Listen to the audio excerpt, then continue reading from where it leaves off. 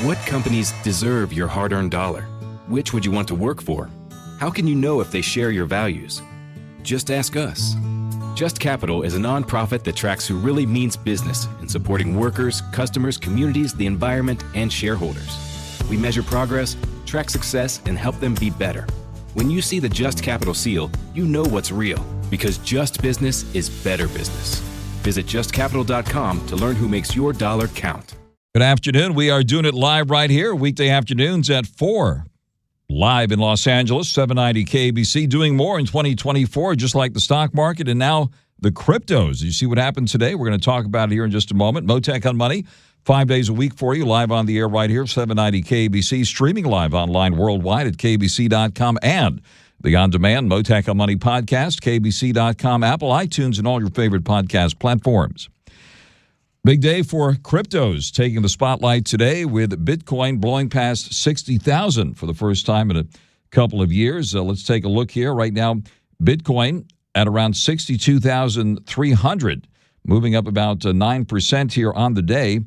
The other cryptos went along for the ride. Doge popping as well, right now at 12 cents. Remember, it was stuck at around 6 cents for quite some time. And Ethereum also moving sharply higher today, up around close to 3,400.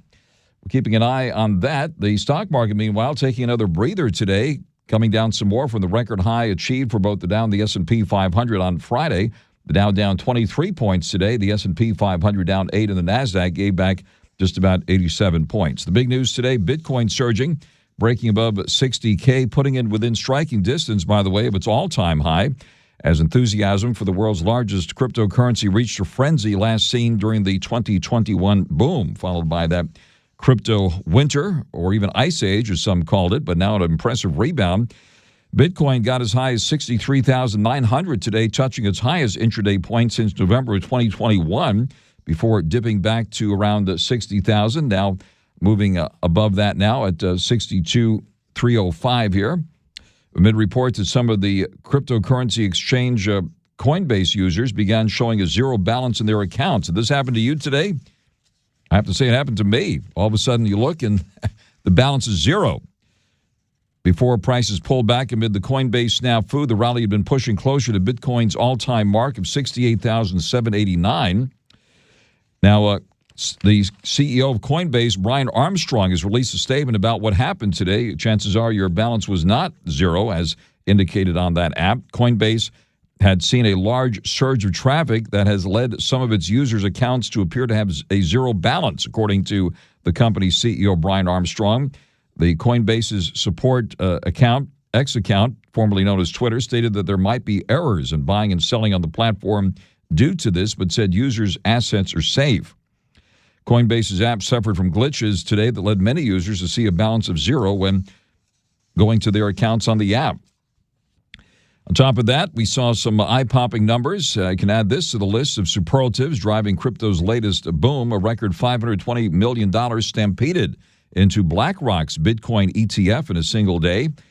The iShares Bitcoin Trust saw its biggest one-session move yesterday, marking the largest daily inflow so far among the batch of new U.S. exchange-traded funds invested directly in the world's biggest cryptocurrency. It was also the second largest daily intake for any U.S. ETF across all asset classes, according to Bloomberg News. Taking a look at the price of oil, looks like Brent crude in London has hit the highest we've seen since last November, the highest seen so far in 2024. Oil futures here on this side of the pond easing a bit. Right now we see oil down 38 cents, 78.16 a barrel as tensions continue to rise in the Middle East. We see the price of gold in all this up 30 cents at $2,043. Macy's decision to close its iconic store in the San Francisco area at Union Square has brought the issue of retail theft back into the spotlight. Although the union representing workers at the store thinks that shoplifting might have simply provided an excuse for its closure. The San Francisco Standard reports that rampant shoplifting is to blame for the store's planned closure, citing comments by workers at the store. But it looks like the union there says, somebody speaking for the union said, I think it gives them the excuse to do what they wanted to do for the last few years. Of course, retail theft, a big issue here in the Los Angeles area as well, which we've been following very, very closely. What is the outlook for the Los Angeles economy and its connection to the rest of the world? I'll talk about that later this hour with Stephen CHEUNG, the president and CEO of the Los Angeles County Economic Development Corporation and president of World Trade Center Los Angeles. They held their big LAEDC Economic Forecast event this week. And in case you hadn't heard, there's a big election coming up on Tuesday, March 5th, next week here in Los Angeles and other cities in Southern California, including Beverly Hills, where voters will be deciding, among other things, who gets the 2 seats coming open on the Beverly Hills City Council. Coming up later this hour, I'll be speaking live with one of the candidates. Beverly Hills business and civic leader Tiffany Davis will be joining me live later this hour. But first, on your money, the markets, the economy, crypto, and the whole works. Now joining us live now, Gabriel Wisdom, Managing Director of American Money Management, based here in Southern California, and author of Wisdom on Value Investing. Gabriel, thank you very much for taking the call here this afternoon. Well, thank you, Frank. Thanks for having me. Yeah, I'm not a big cryptocurrency participant. I've never been a fan, but I'm certainly paying attention to the amount of money that's going in every day to these Bitcoin ETFs. It's averaging $195 million every day that goes into Bitcoin, whereas the Bitcoin network only produces about 900 coins per day, or about $54 million worth of Bitcoin. So it gives you some idea of the supply-demand dynamics. The gate has been opened.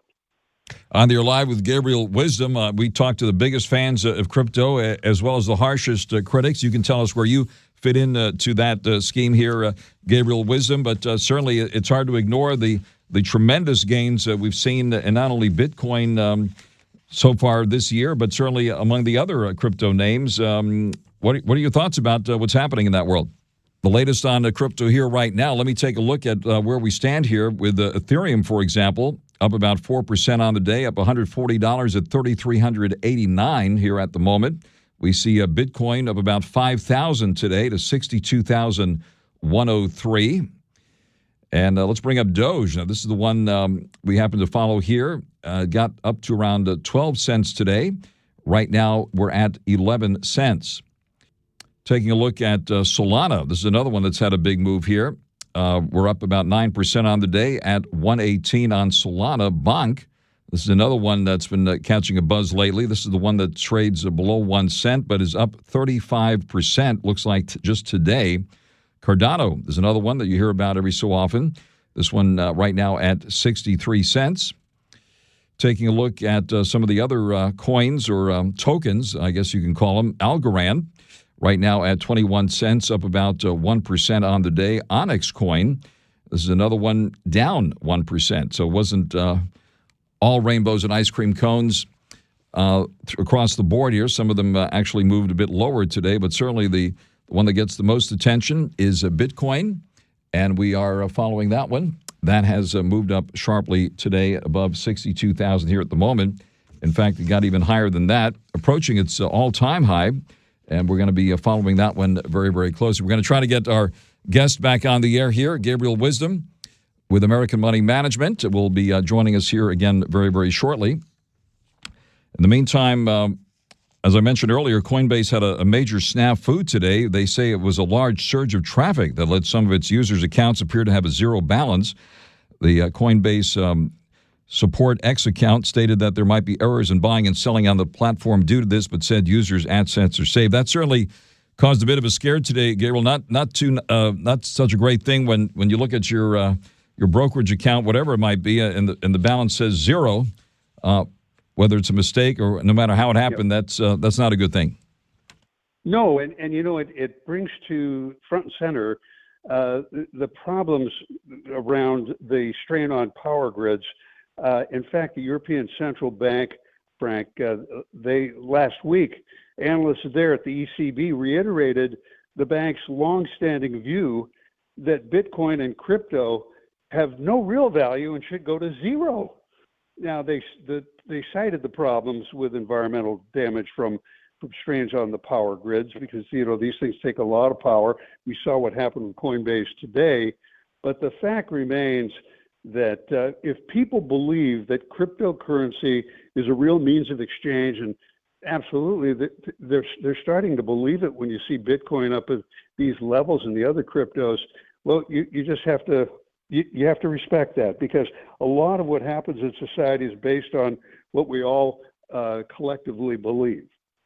Certainly, confidence is so important in whatever platform we're talking about, and certainly whatever investment. I remember during the financial crisis, when there was a lot of concern about California's financial situation. I remember speaking to the state treasurer at that time, and anything that was said could have potentially moved the market. Absolutely. And, Warren Buffett just released the Berkshire Hathaway annual report a couple of days ago. And it's fun reading, but he said that their not so secret weapon at creating all this wealth at Berkshire Hathaway is that the economy will cause stocks and bonds of some large, fundamentally good businesses to be strikingly mispriced, as he put it. He said sometimes there's unpredictability that seizes up the entire market. We've seen it in modern times. In 2001, we know what happened in September 2008, and he's saying, you count on it. This worldwide paralysis will occur again, and people will lose faith. That's Berkshire Hathaway's not so secret weapon at buying low and hanging on. Right, they had their big meeting over the weekend, right? I'm talking to you since then. Any big takeaways from Berkshire Hathaway's big meeting and their recent write-ups? Well, I mean, they bought a lot of fundamentally great companies that are out of favor, and now he did trim his position in Apple because it made up almost half of the entire Berkshire Hathaway portfolio. That was never intended. But he, to his credit and to credit of the Berkshire team, including the late Charlie Munger, who died just before his 100th birthday late last year, they agreed to hang on. The trend is your friend. But Apple, interestingly, has been one of the Magnificent Seven losers year to date, along with Alphabet and Tesla. They've lost value through about 2 months of trade in 2024.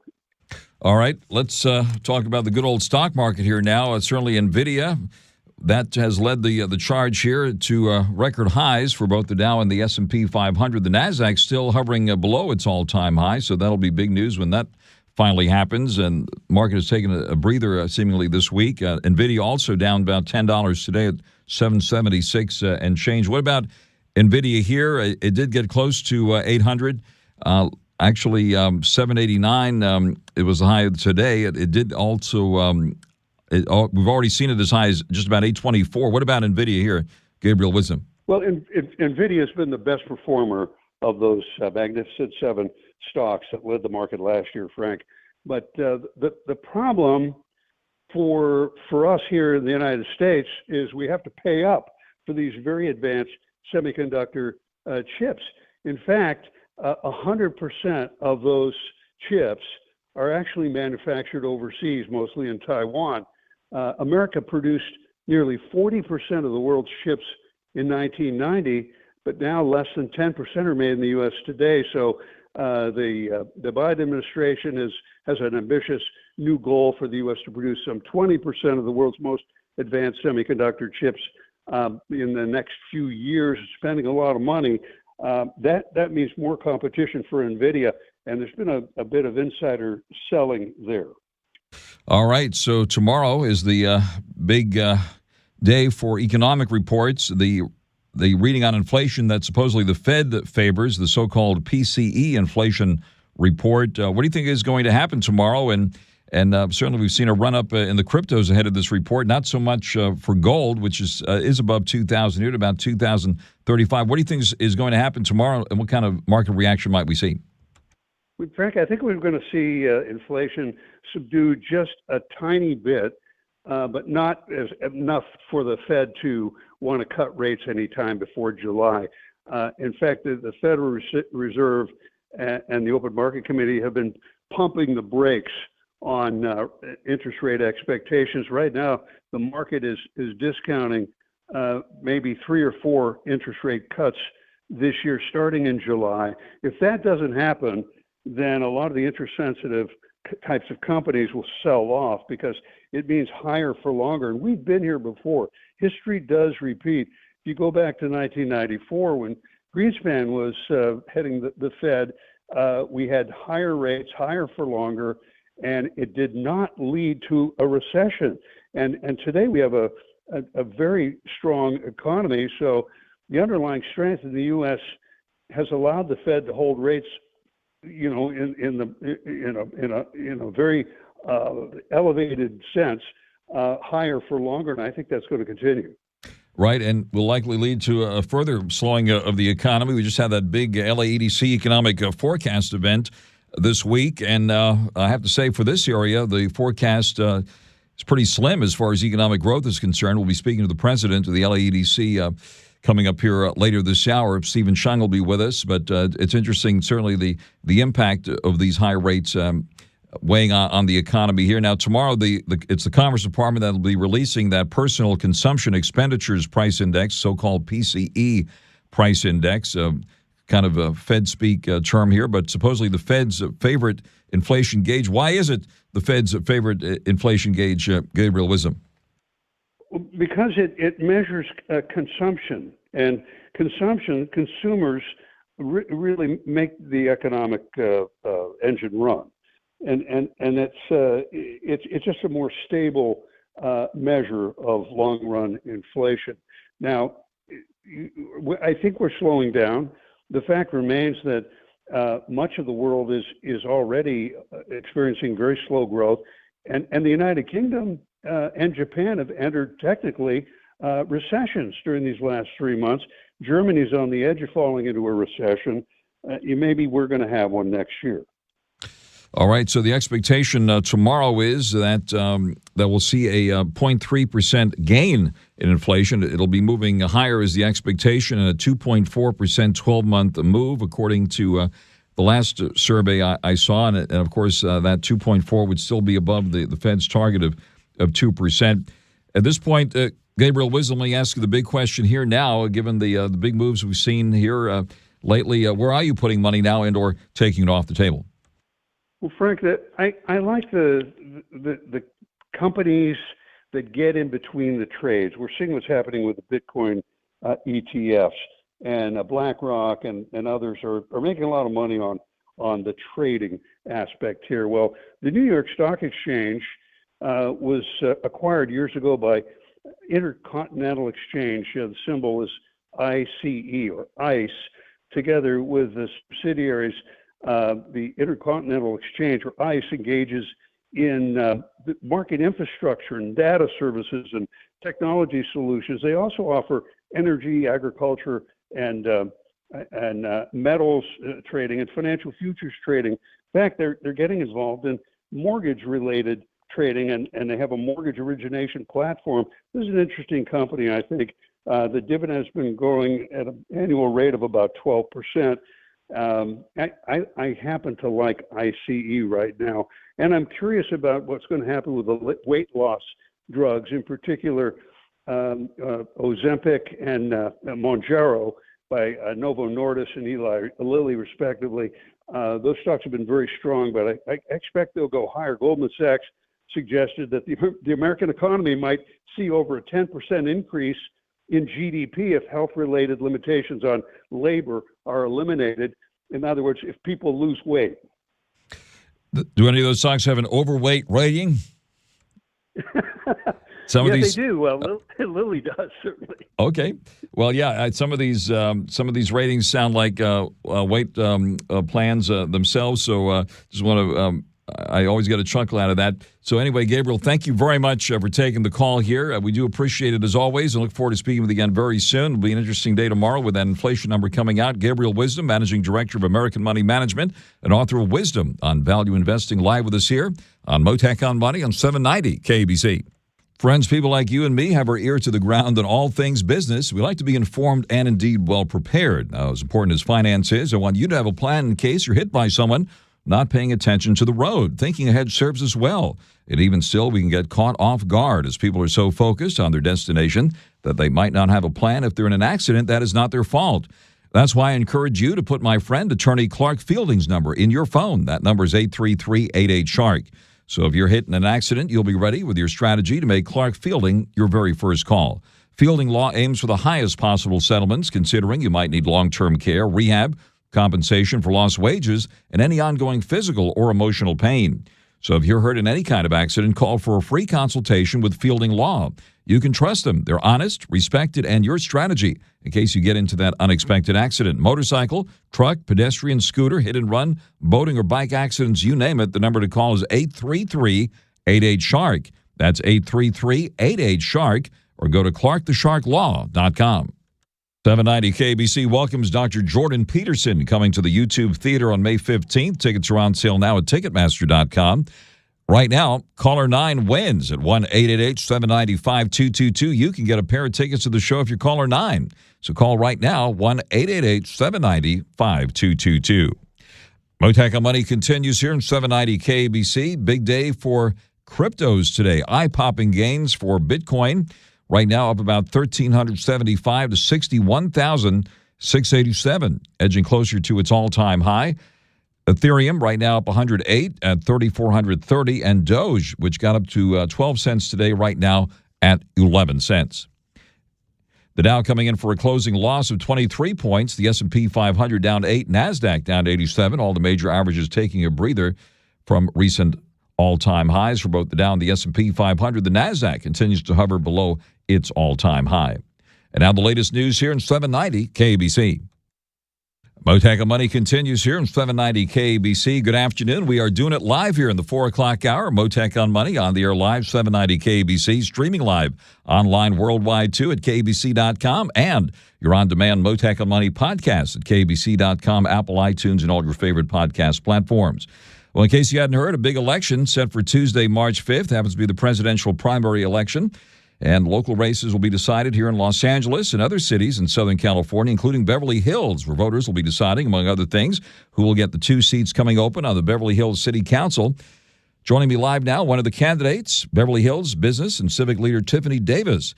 She's an active community and business leader in Beverly Hills, serving in many leadership roles, including chair of the Next Beverly Hills Committee and various positions as a member of the Beverly Hills Chamber of Commerce, as well as the Rotary Club.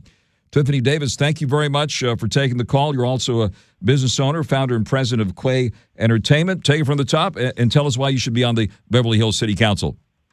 Oh, hi, Frank. Thanks for having me on.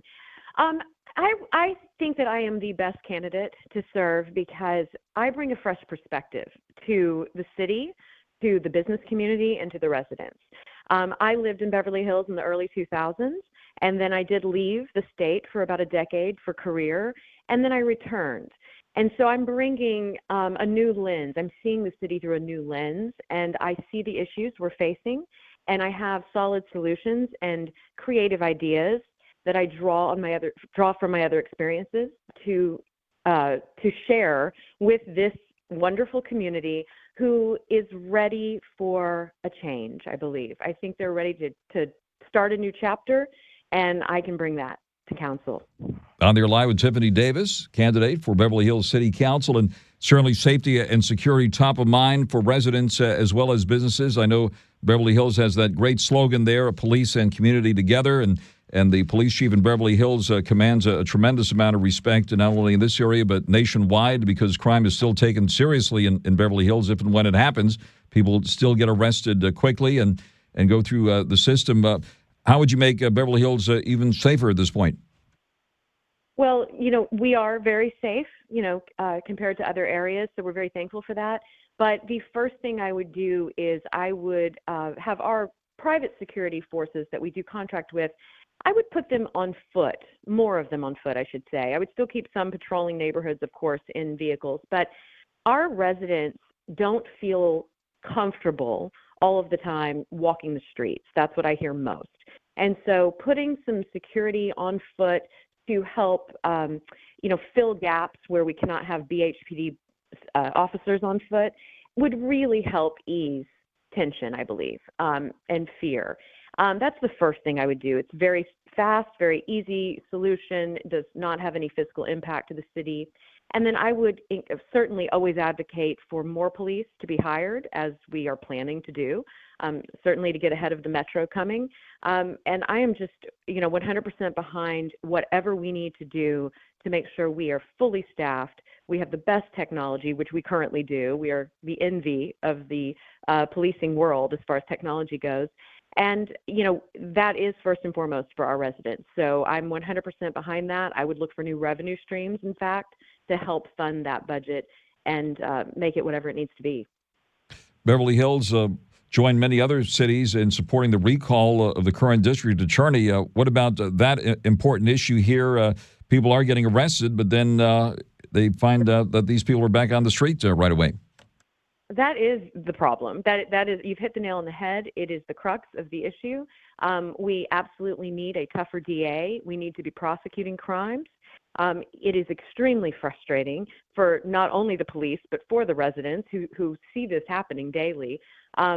It feels like we are, fighting an uphill battle with this, and I believe we are, until we change the DA. Without consequence, what is the point, really? So if I were a criminal, I'd just keep on doing what I do, knowing that there are really no consequences down the line. So that has to change immediately, as fast as it can.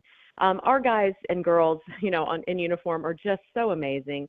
I don't know how they keep their spirits up, frankly, because I know it's so frustrating for them to keep arresting the same people over and over again. But they do it. They show up. They have the fastest response time. And, they're there to help us as much as they can. Amazing 2-minute response time. Chief Stainbrook has been on this program many times, doing an amazing job there, certainly. And turning now to business, you are a business owner yourself in the entertainment world. Certainly, Beverly Hills benefits from a great red carpet economy, especially during this time of the year with the Hollywood Awards season. What would you do to pump things up even more? You got Rodeo Drive there, of course, and the great hotels. And tell us what's your vision for the economy there? Well, I'm glad you asked that question because it is so important. Tourism is so important. Special events are so important to Beverly Hills. I do believe that we are missing some opportunities. I do come from a background of very large-scale events, and I see how other cities have capitalized on those events. And what I have noticed is that Beverly Hills does a great job at hosting the event, but they don't really capitalize, meaning, there are no ancillary things going on that Beverly Hills brings to the table. And I think we certainly have a lot of room for that. We have some huge events coming with, World Cup and Super Bowl and the Olympics. And we really need to be the shining star of Los Angeles for those, and then all these others you named that are recurring every year. So I would definitely put together a committee of people who are creative, who are well-versed in this area, and come up with some really interesting, unique things that only Beverly Hills can do, whether that's incorporating restaurants, hotels, bringing some special activations to town. But I would really capitalize on these events and make us the shining star of all of them. Speaking of shining stars, let people know that Taylor Swift lives in Beverly Hills. Right? Doesn't she live everywhere? Yes. Isn't she just she's everyone's. Everyone claims her, right? Absolutely. Yeah. Well, she does have a place here, but certainly should be celebrated even more. I agree with that. But you have certainly movie stars, TV stars, but certainly business stars as well. Of course, the Milken Institute Global Conference, the biggest global conference in the world, is there at the Beverly Hilton every year. And so you have tremendous business stars coming in as well. Absolutely. Again, we are such a beacon, and I think those of us who live here sometimes maybe forget that a little bit because there are regular people living in Beverly Hills and we're living our lives every day. But I do think what falls by the wayside a bit, and going back to council and what we can do as a city, is to create an environment here that's not only business friendly. I want us to be so business friendly that everyone's beating down our door to do business. Terrific, Tiffany. Well, great to meet you on the air here. Thank you very much for taking the call. That is Tiffany Davis, the founder and president of Quay Enterprises, who is running for the Beverly Hills City Council in a field of candidates, replacing 2 empty seats coming open on the Beverly Hills City Council. Thank you very much for joining us live here on Mottek On Money on 790 KABC. Mottek On Money continues here on 790 KABC. With me now, Stephen CHEUNG, who's the CEO and president of the LAEDC, which is the Los Angeles County Economic Development Corporation. He's also president of the World Trade Center, Los Angeles, a man of the world. Stephen CHEUNG, congratulations on a great economic forecast event this week here in downtown Los Angeles. Give us your view of the world here at the moment. Thank you, Frank, for joining us. So, at the economic forecast, we revealed a number of new data points. There's good, and there's some more challenges that we'll be facing as a region. Looks like, based on our forecasts, it doesn't look like the economy is going to be growing that much, but it's still quite stable, which is a good sign. Unfortunately, as we're looking at the next 10 years or so, we're going to see and anticipate a population decline for the Los Angeles region, which will impact our workforce and the future of the Los Angeles economy as a whole. Isn't that something? That's the first time that's ever happened, right? That's the first time in recent years that we've seen a decline, especially of a projected decline of this size. We're expecting it to go from 10.2 million population in Los Angeles County, and in the next 10 years, that will go down to about 700,000 population. And certainly your chief economist here, Shannon Sedgwick, did a great job of explaining all that with housing affordability being such a big issue, affordability as well as availability. What about that, and what is it going to take to turn this around? Well, I think our partners in government and private sectors are all working hand in hand together to solve this issue of our housing crisis. In order for us to have affordable housing units for our workforce, we need to continue to invest in building the housing stock. And then second, we need to continue to attract businesses to not only come here, but also retain them to stay here while they're here. So a combination of those efforts will help us really change what the future can look like, but it really takes a concerted effort. And you just essentially expressed the mission of the LAEDC, which is to attract and retain the businesses here. It seemed to have always been an uphill fight to make LA more business friendly. How is that effort going these days? Well, there are a number of different initiatives that's been started throughout the Los Angeles region. Some of it will be stimulated as we discuss on our panel, closing plenary panel with Dee Dee Myers from the governor's office, talking about federal dollars that will be coming through to the state of California, eventually coming to the Los Angeles region. And this is going to be in the tunes of billions of dollars of investments. That's going to help us really start changing what the mix is going to look like in the future, especially when it comes to our industry mix. So we're excited about the possibility in order for us to change some of that. Secondarily, in terms of housing, this is going to be hand-in-hand a partnership again. You can't solve this issue without the private sector and the public sector working together. So there are a number of different initiatives that we've seen being developed. We just want to see it expedited.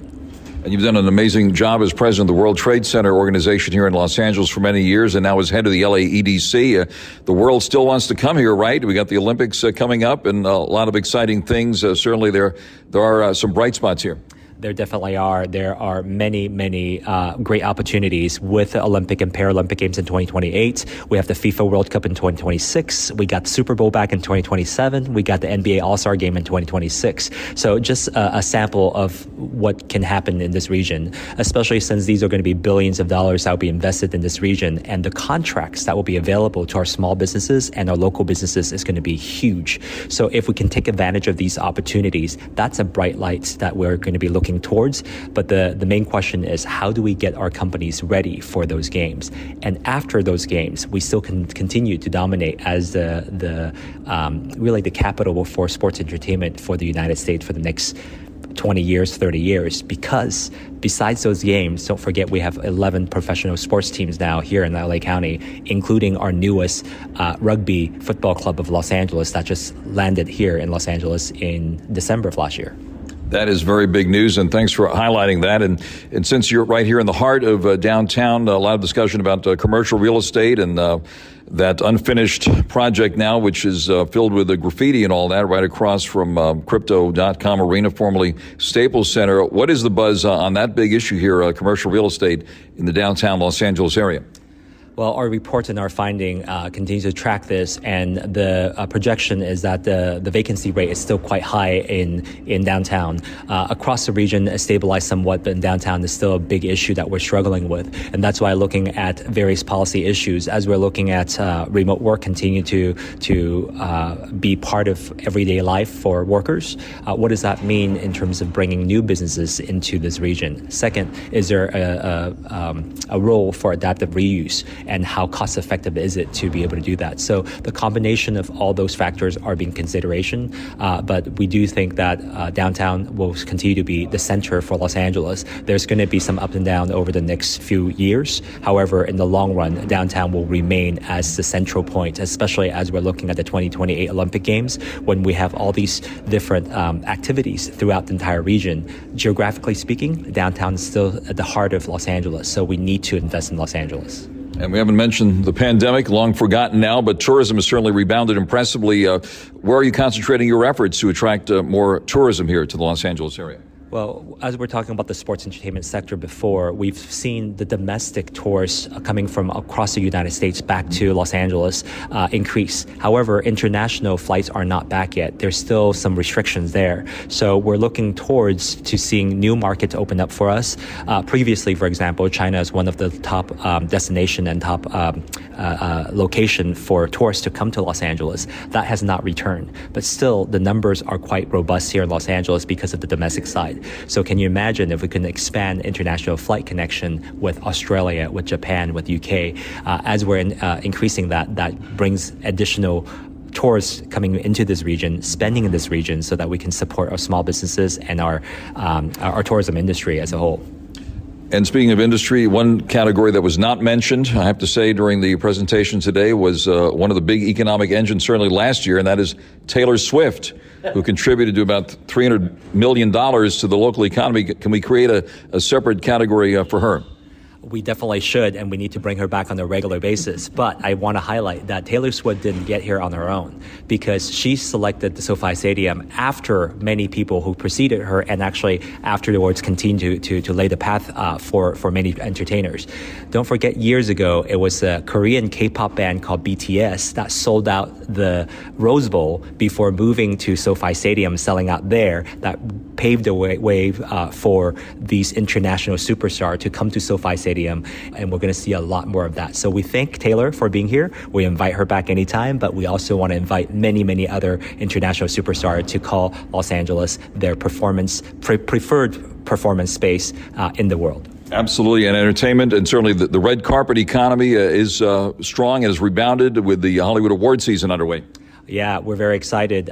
We've been seeing international stars coming back to Los Angeles with their red carpet, with their pink carpet, with all sorts of different carpets, and green carpets as well. So we welcome them, and we want to create more opportunities for this, because Hollywood is still one of the largest industries, and especially after the challenges that we faced last year, to see production coming back, to see actors working, to see the below-the-line workers like makeup artists and the folks that are providing the red carpets. All of them now will basically be part of this economy once again. We're very excited about the future. Wonderful. Stephen CHEUNG, CEO and President of the LAEDC, Los Angeles County Economic Development Corporation, as well as the President of the World Trade Center organization here in Los Angeles. Stephen CHEUNG, congratulations on a great event, and thank you very much for joining us here on Mottek On Money on 790 KBC. You loved Lala Kent on Vanderpump Rules. Now get to know her on Give Them Lala. We're going into Vanderpump Rules. Easton, you told me that Raquel is a little nervous. She talks about it on Rachel Goes Rogue, that she's a little nervous for her podcast to be airing while season 11 is airing. Let me tell you something. She should have come back to the show. It would have been very different than what she thinks it would have been. She shot herself in the foot. She's not the brightest bulb. We all know this. Watch what Lala is talking about on YouTube or search for Give Them Lala wherever you listen.